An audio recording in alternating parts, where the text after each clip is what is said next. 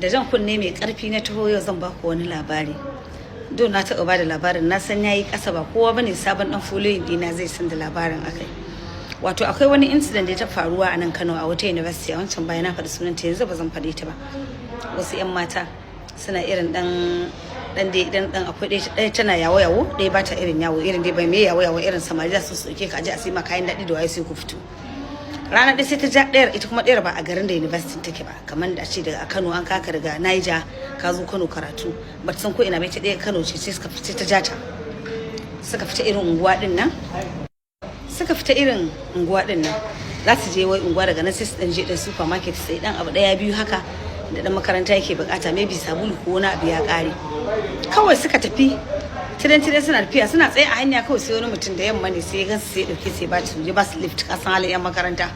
suka shiga ya sunan ki waye kaza sai ya gwada yana da interest akan wannan ito da ba a garin take ba yana santa yawwa sai ya gwada interest din ita ta wanda ba ai gari ba ita yake so shikenan aka ce to aje me suke so suka ce ai sun gama sun je ziyara ne amma suna so su je supermarket da yamma ne abin ya faru sai suka tafi supermarket suna zuwa supermarket din suka shiga suka sai da abin da suke so suka dauka yake irin an gaishe a kusa da abin da ko yake so ka san su da irin san banza dan da muka mara yan mata san banza a tun mai kudi ne da mun dube mai mota yake ciki shikenan suka sai dai kayayyaki kaca kayayyaki aka sai aka fito ya bada kudi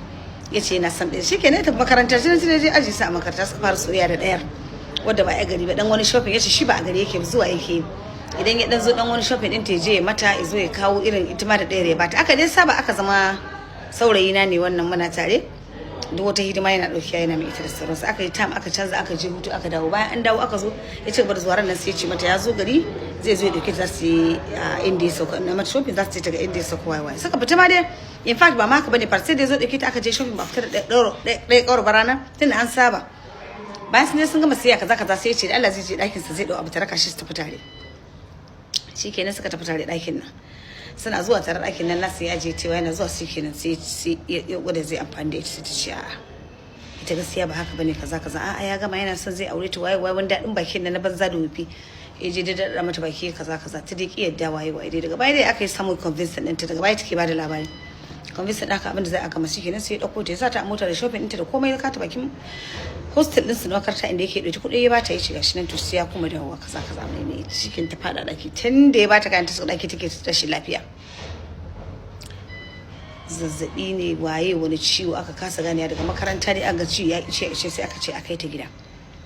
aka kwashe ta aka tafi aka kai ta gida ana kai ta gida aka je ciwo dai da daɗi ba daɗi yau gobe ne aka rasa yadda za a yi na asibiti ba su ga komai ba an ba ta magani wannan bai ba ka san akwai sun da kake ciwo in ka je likita ya kalle ka ya baka magani ya kura maka ido an taɓa maka kura min ido ce na ce likita na ji tsoro neman wani abu ne ya ce a ba komai ina tunanin maganin da na baki ya kamata ya aiki ne ban ga wani shi na shirye su to irin wannan sai ce aka ce ai komai da ya kamata a bata an bata amma dai sai su gaba da kasar sometimes zai ce a ci gaba maganin gargajiya a irin roƙon Allah da sauransu aka fito sai aka je wani malami kalla sai ce akwai wani mutum ta game da shi waye ga shi ga abin da ya faru sai ta ce ya ni haka sai ce to ai mutumin nan tsafiye da ita ina kudin da ya bata kudin ne ce gaskiya abin da ya na magani yana yi yanda aka yi tsafin da kudin daga ran da kudin ya kare ranar za ta mutu ta riga ta ya galgala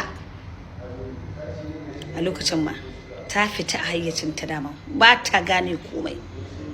ta zo aka yi ta haka dai aka ce a'a ba za a yi da ba a fada nan a nema ka san shi mai ciwo ko ina ya ga magani yana nema a yi nan a yi can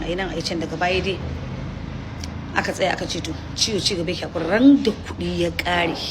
ranar insha Allah ta bar duniya so gare ko mata a kiyaye ina da labarai da yawa da irin wannan da ake bani a ce in faɗa yana kuma da kyau ka gaya wa mutum saboda ko me zai mutum ya iya takun shi a wani labari kuma zan ba ku shi ma za ku daɗe kuna mamaki ai hankali da mutane kuma wallahi hankali da mutane labarin ya girmama dole shi ma zan ba ku shi a kiyaye yan mata a kiyaye